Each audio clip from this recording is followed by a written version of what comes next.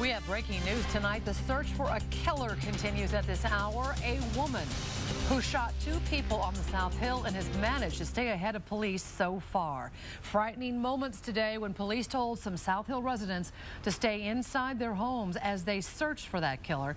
You're looking live at the scene. It's the 2000 block of West 10th. Good evening. Thanks for joining us. I'm Nadine Woodward. We have KXLY 14 coverage tonight.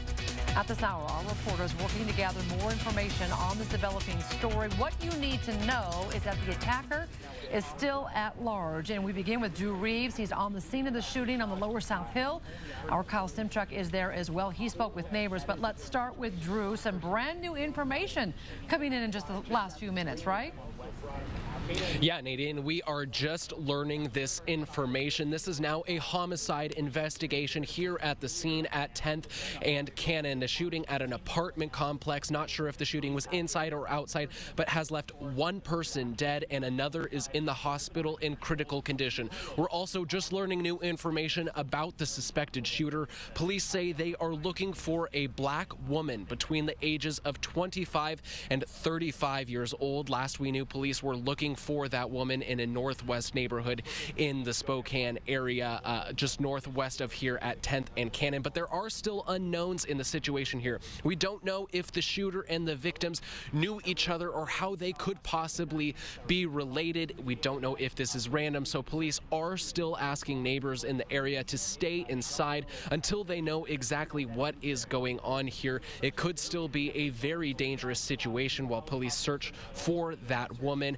Again, the shooter is a black woman between the ages of 25 and 35. 1 person is dead and 1 person is in critical condition. Nadine? All right. Thank you, Drew. We know you'll be staying on the scene. Also on the scene tonight, our Kyle Simchuk. He spoke with some people on the South Hill who saw what happened this afternoon. And Kyle, what did they have to say? Well, Nadine, all the neighbors that I spoke to said that they heard at least 3 gunshots. Now, after those gunshots, 2 witnesses told me that they went outside. They found a man lying in the parking lot of one of these apartment complexes with significant head injuries. They also saw a woman nearby who also had some gunshot injuries. Now, police haven't confirmed if the victims if they were male or female, but witnesses say that it was a man and a woman in their mid-50s and 60s. I heard that from at least 3 witnesses. The female suspect, as Drew said, still at large tonight, a black female between the ages of 25 and 35. Neighbors here on the lower South Hill are still on edge, and they're keeping their doors locked.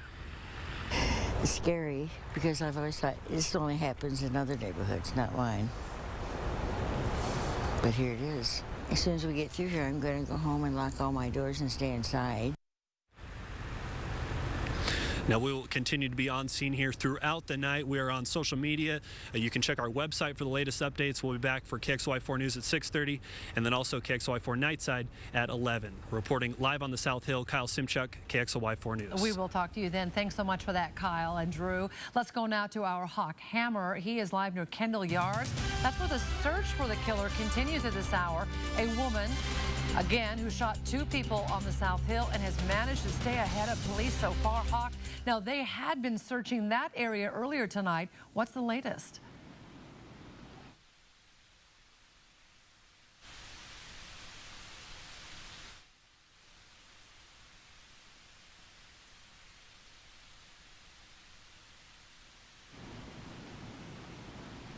All right, we're having some audio problems with Hawk. We'll get back to him tonight, but that's where the search evidently had ended. We were told by Hawk in the 5 o'clock news hour that police were going to use canines to search along the Spokane River, maybe under the Monroe Street Bridge. We'll get back to him a little bit later in this newscast, but we will continue to follow the story.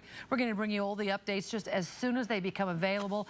Make sure to follow us on social media and KXLY.com for the very latest at any time.